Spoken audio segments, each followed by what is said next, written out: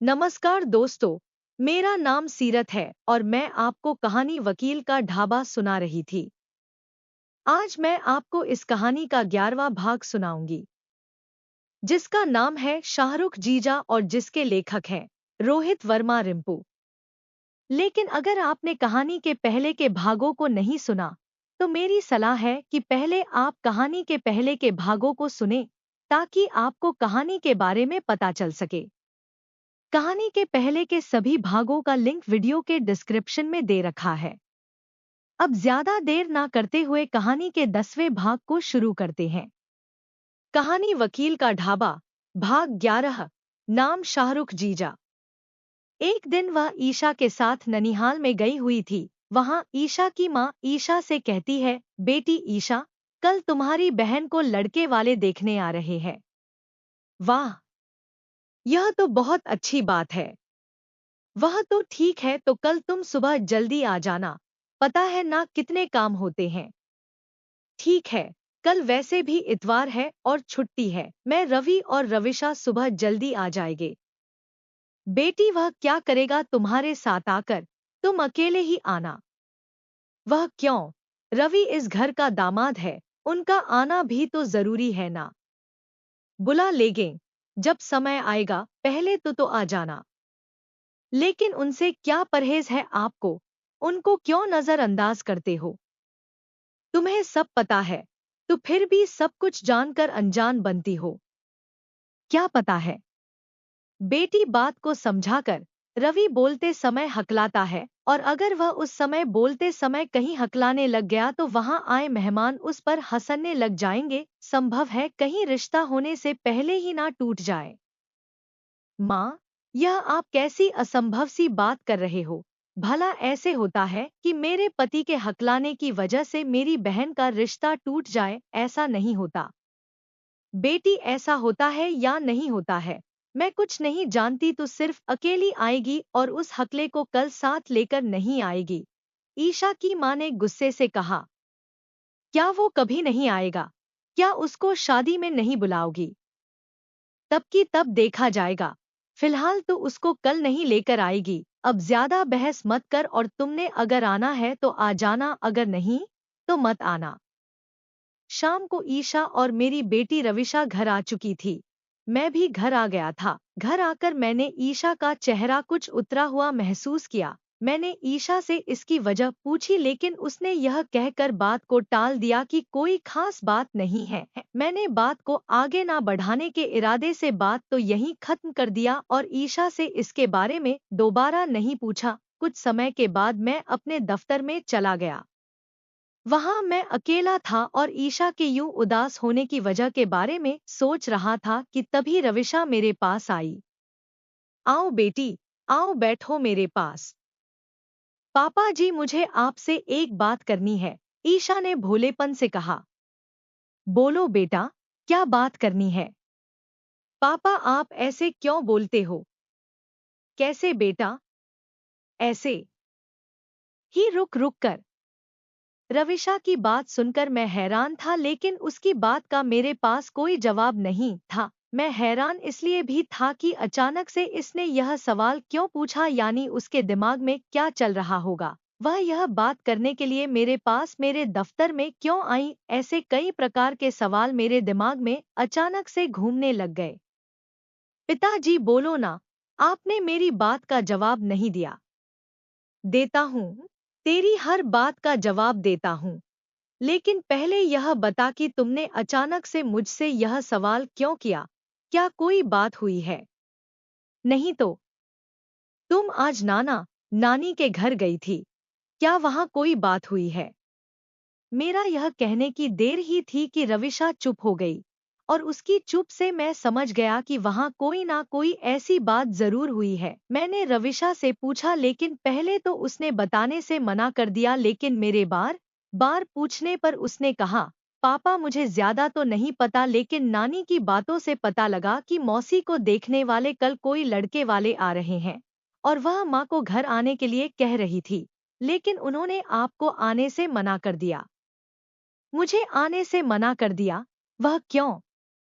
मैंने हैरानी से पूछा। उनका कहना है कि अगर आप उस समय बात करते समय कहीं रुक गए तो सभी लोग आप पर हंसेंगे और इससे आपकी और उनकी बेइज्जती होगी।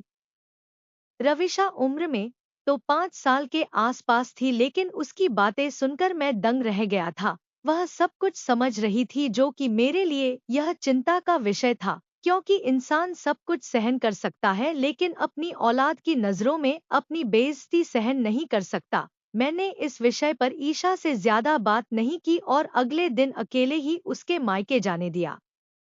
उस दिन के बाद मेरी जिंदगी में काफी बदलाव आ गया। ईशा की माँ यानी मेरी सास की मेरे प्रति सोच और नजरिए को देखते हुए मैंने अपने ससुराल में ना जाने का निश्चय किया। मैं उनसे नाराज था, लेकिन मैं उनके सामने अपनी नाराजगी जाहिर नहीं होने दे रहा था। ईशा कई बार मुझे वहां जाने के लिए कहती, लेकिन मैं हर बार कोई ना कोई बहाना लगाकर मना कर देता, क्योंकि मेरे लिए मेरा आत्मसम्मान सबसे पहले था।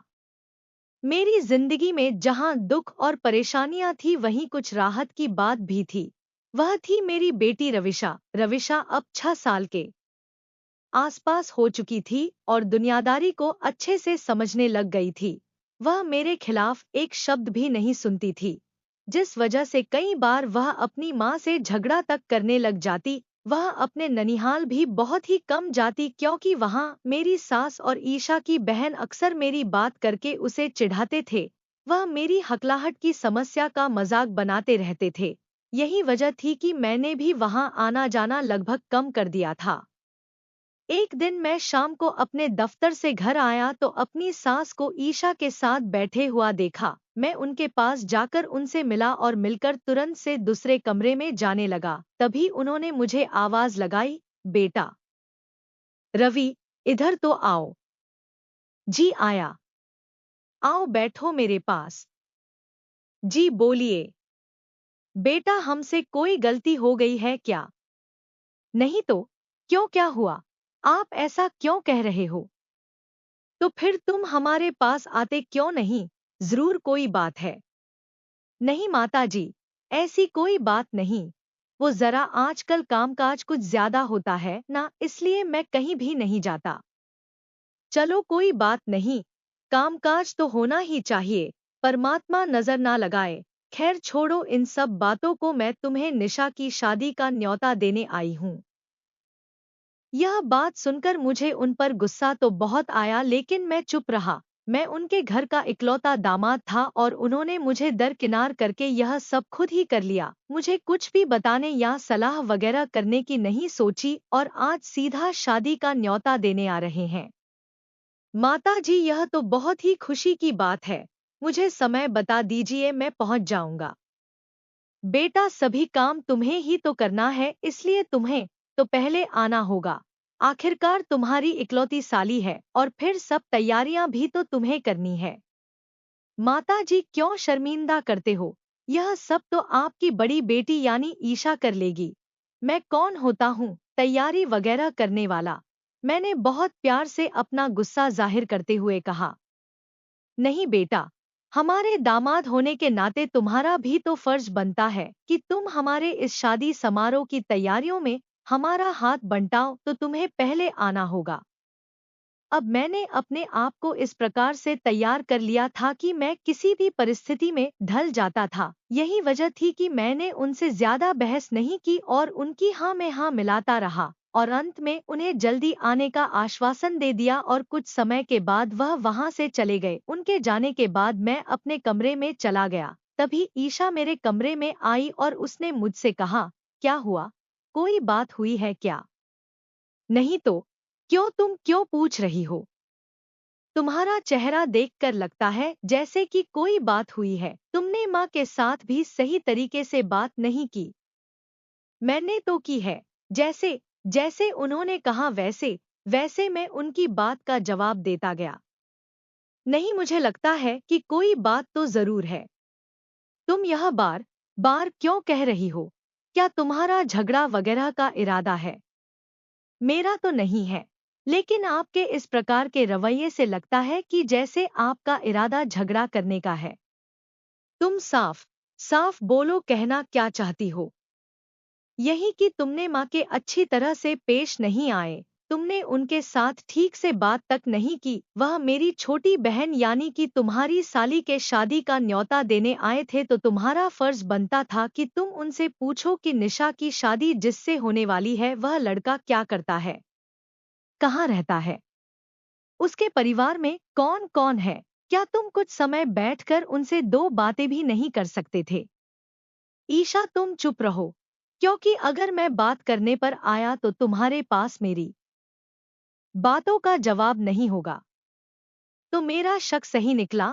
बात तो है, जिसे तुम अपने दिल में दबाए बैठे हो, वो तुमसे इतना प्यार करते हैं और तुम उनके प्यार की जरा सी भी कद्र नहीं करते। प्यार किससे? मुझ हकले से। मैंने कहा था ना कि मेरा मुंह मत खुलवाओ। तो अब सुनो, असलियत यह है कि उन्हें मुझे दामाद कहने पर शर्म आती है और इसकी वजह मेरी हकलाहट की समस्या है। नहीं, यह झूठ है, ऐसी कोई बात नहीं है। अगर ऐसी कोई बात नहीं है तो उन्होंने मुझे तब क्यों नहीं बुलाया था जब निशा को पहली बार वह लड़के वाले देखने आए थे? खैर, वह सब छोड़ो। हो सकता है उनकी कोई मजबूरी रही होगी, लेकिन ऐसी भी क्या मजबूरी थी कि रिश्ता पक्का होने पर बताया तक नहीं और अब सीधा शादी पर बुला रहे हैं? सोचते होंगे दामाद है, हकलाता भी है, किसी को पता चलेगा तो उनकी बेइज्जती होगी। खैर छोड़ो इन सब बातों को, मैं बात को आगे नहीं बढ़ाना चाहता। हकलाता हूँ और यह मेरी समस्या है। मुझे अपनी समस्या के साथ जीने की आदत है। तुम नहीं समझोगी। तुम शादी की तैयारी करो। मैं नहीं चाहता कि मेरी वजह से या मेरी इस हकलाने की समस्या की वजह से तुम्हारी या तुम्हारे माता पिता की उनके रिश्तेदारों में बेइज्जती हो। इसलिए मुझे शादी में आने के लिए ज्यादा मजबूर नहीं करना। जब मुझे समय मिलेगा मैं जरूर आ जाऊंगा। ईशा रविशा के साथ निशा की शादी की तैयारियों में जुट गई। निशा के ससुराल वालों की मांग थी कि शादी उनके शहर में आकर की जाए, जिस वजह ये हम सभी को निशा के ससुराल के शहर में जाना था। चूंकि उनका शहर काफी दूर था, जिस वजह से हम सभी को कुछ दिनों तक लगातार वहां रहना था। निशा के माता पिता ने वहां एक बड़ा सा घर किराए पर ले लिया था ताकि वहां मेहमानों के ठहराव का उचित बंदोबस्त किया जा सके। ईशा ने भी अपनी तरफ से सारी तैयारियां कर ली थी, लेकिन मैं वहां जाना नहीं चाहता था। मैं कोई ना कोई बहाना बनाकर यहीं रहना चाहता और ठीक शादी के समय अपनी पहुंचकर अपनी हाजिरी लगवा लेना चाहता था। इसलिए मैंने ईशा से कहा, तुम कब जा रही हो? मैं अकेली नहीं जा रही, हम सभी जा रहे हैं। मैं कैसे जा सकता हूँ? कैसे मतलब? तो क्या आप नहीं जा रहे?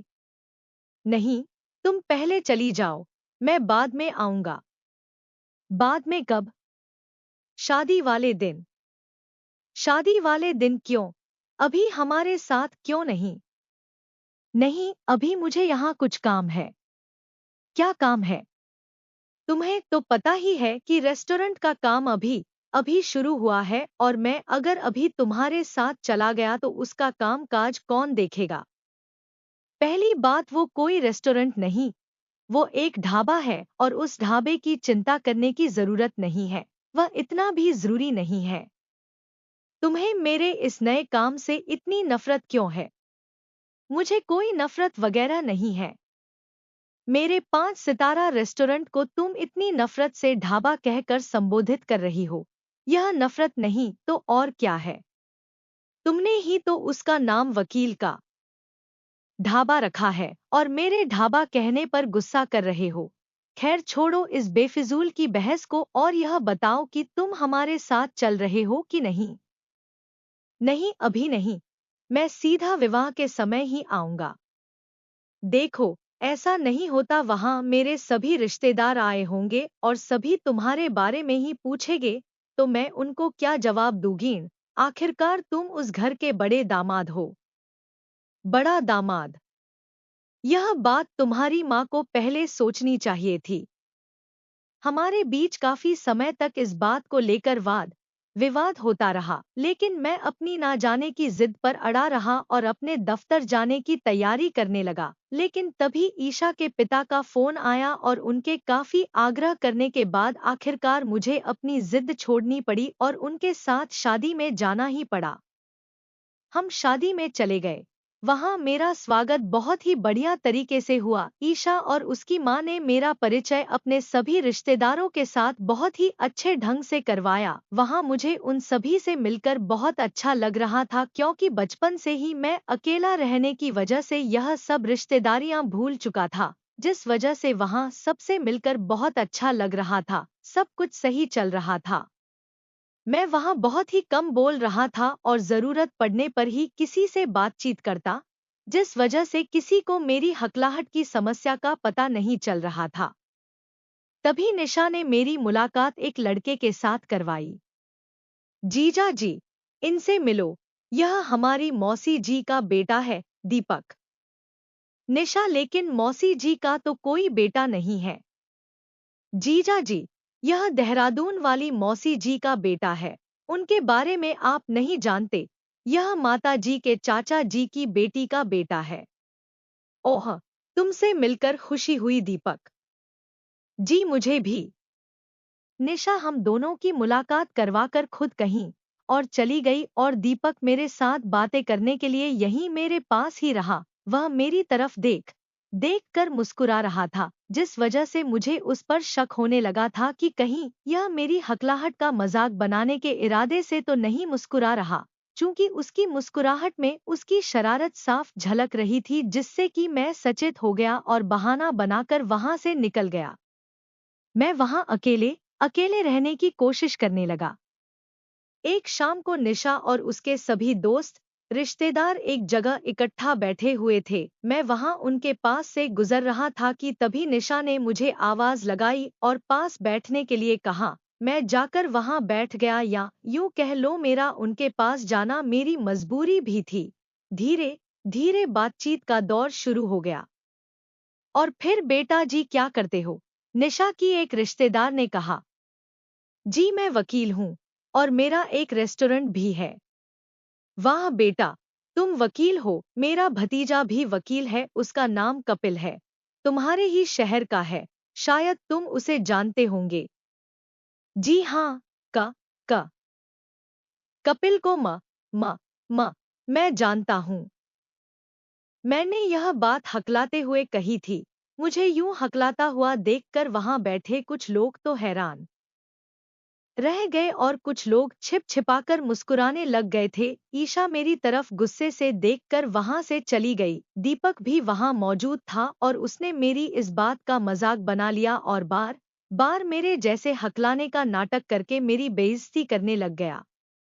शाहरुख जीजू, और कुछ बताओ अपने बारे में, दीपक ने मेरी तरफ इशारा करते हुए कहा।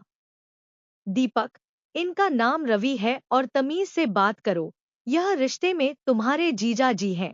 निशा ने दीपक को डांट लगाते हुए कहा, लेकिन उसकी डांट में भी मेरे प्रति मजाक की भावना साफ दिखाई दे रही थी।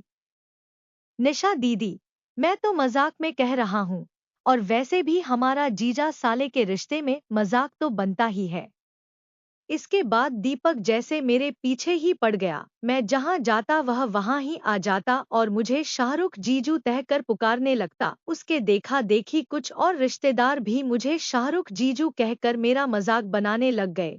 शाहरुख जीजू इसलिए क्योंकि फिल्म अभिनेता शाहरुख खान को हकलाहट की समस्या का प्रतीक माना जाता है, और जब भी किसी के हकलाने का मजाक बनाना होता है तो उसे शाहरुख खान कहकर चिढ़ाया जाता है। इसके पीछे की क्या कहानी है इसके बारे पता नहीं। खैर, दीपक बार बार मुझे यह नाम लेकर मेरा मजाक बना रहा था और उसके बाकी के रिश्तेदार उसे मना करने के बजाय या तो उसका साथ दे रहे थे और या तो उसकी बात तो हंसी में उड़ा रहे थे। मैं एक पढ़ा लिखा वकील सिर्फ अपनी इस प्रकार से बोलने की समस्या की वजह से वहां शादी में मजाक का पात्र बनकर रह गया था। एक रात जब सभी लोग संगीत वगैरह लगाकर और नाच गा रहे थे, मैं अकेला वहां से उठकर छत पर चला गया। वहां मैं अपने ख्यालों में खोया हुआ था। मैं अपनी हकलाहट की समस्या के बारे में सोच रहा था। मैं सोच रहा था कि अगर मेरी यह समस्या ना होती आज कितना अच्छा होता, मेरी भी समाज में इज्जत होती। मैं भी आम लोगों की तरह चिंता मुक्त जीवन यापन कर पाता, मेरी पत्नी मुझसे नफरत ना करती। इस शादी में मैं भी मानसिक तौर पर शामिल होता और भी ऐसे कभी प्रकार के सोच विचार मेरे मन में चल रहे थे कि तभी दीपक मेरे पास मुझे ढूंढते हुए आता है और मेरे पास आकर मुझसे कहता है कि शाहरुख जीजू आपको नीचे दीदी बुला रही है। दीपक के मुंह से यह शब्द सुनकर मुझसे रहा नहीं जाता और मैं गुस्से से पागल हो जाता हूँ। मैं तुरंत उस पर हमला बोल देता हूँ और उसे मारने पीटने लगता हूँ। इसी बीच वह शोर मचाने लगता है और उसका शोर सुनकर कुछ लोग हमारे पास छत पर आ जाते हैं। वह मुझे पकड़कर रोकने की कोशिश करते हैं, लेकिन मैं उनकी पकड़ से बार बार छूटकर उसे पीटने लगता हूँ। ऐसा लग रहा था जैसे कि मैं अपना सारा का सारा गुस्सा उस अकेले पर ही निकाल रहा हूँ। दीपक को पीटते समय मैं उसे बार बार यही कह रहा हूँ कि मेरा नाम रवि है, शाहरुख नहीं, जिससे कि लोग मेरे दीपक को पीटने की वजह समझ जाते हैं। कुछ देर के बाद मेरा गुस्सा थोड़ा शांत हो जाता है और मैं तुरंत वहां से बाहर चला जाता हूँ।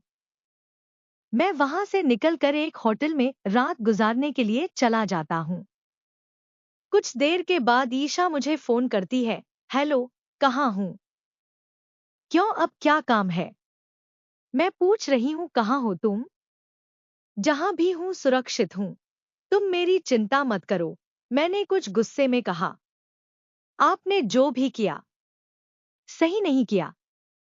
सही बोल रही हो, मुझे तो उसे जान से मार डालना चाहिए था। तुम भगवान का शुक्र करो कि मेरे हाथ से बच गया।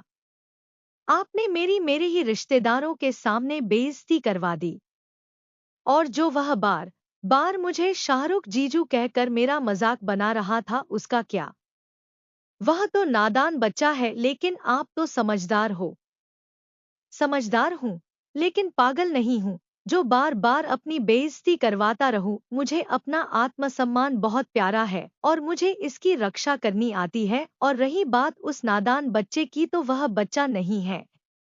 मैं तुम्हारी यह फालतू की बातें नहीं सुनना चाहती। तुम बस यह बताओ कि तुम यहाँ आ रहे हो कि नहीं। नहीं, और अगर दूसरी बार तुम पूछोगी तो भी मेरा जवाब यही होगा।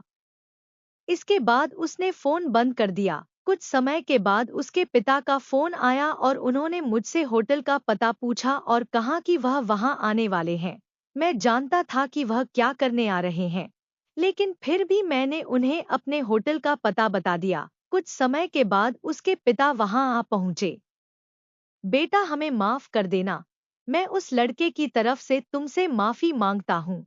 बेटा, वो नादान है, बच्चा है। वो तो मजाक कर रहा था, लेकिन हमें नहीं पता था कि तुम उसके मजाक का बुरा मान जाओगे। पिताजी, हर किसी को अपने आत्मसम्मान की रक्षा करने का पूरा हक है, और फिर अगर मुझे हकलाहट की समस्या है तो यह मेरी समस्या है। मेरी इस समस्या का मजाक बनाने का किसी को क्या हक है? मैं एक वकील हूँ और समाज में अपना एक इज्जतदार स्थान रखता हूँ। लोग मेरी कितनी इज्जत करते हैं, यह आपको मेरे दफ्तर में बैठकर पता चलेगा। लेकिन वो आपके रिश्तेदार लड़के दीपक ने मेरा ही मजाक बना दिया। चलो बेटा, बस करो, मान भी जाओ और हमारे साथ घर चलो। कौन सा घर? वहीं जहां लोग मुझे शाहरुख जीजू कहकर बुलाते हैं।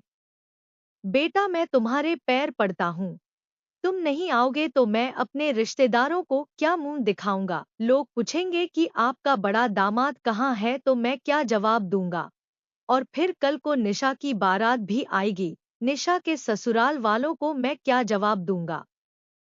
देखिए, मैं अभी तो आपके साथ नहीं जा रहा। अभी मेरा दिमाग गुस्से से भरा हुआ है। मैं कल रात को बारात के समय पहुंच जाऊंगा, लेकिन मेरी एक शर्त है। कौन सी शर्त? जितने समय तक मैं वहां मौजूद रहूंगा उतने समय तक आपका लड़का दीपक मेरे सामने नहीं आना चाहिए, वरना उसी समय मैं उसे सबके सामने जान से मार दूंगा। भले ही मुझे जेल क्यों ना जाना पड़े, और फिर एक वकील होने के नाते जेल जाने से कैसे बचना है यह मैं अच्छी तरह से जानता हूँ।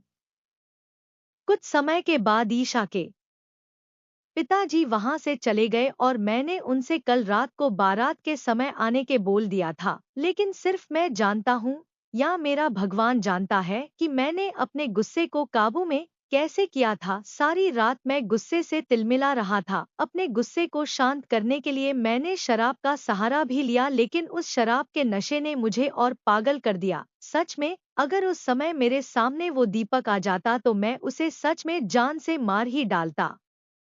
मेरी ऐसी दशा पहली बार हुई थी।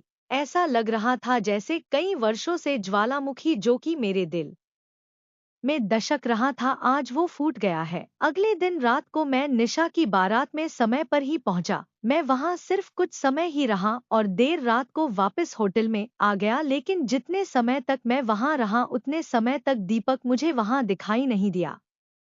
शादी के अगले दिन मैं होटल से बिना किसी को बताए अपने घर वापस आ गया। ईशा और रविशा भी अगले दिन पहुंच गई थी।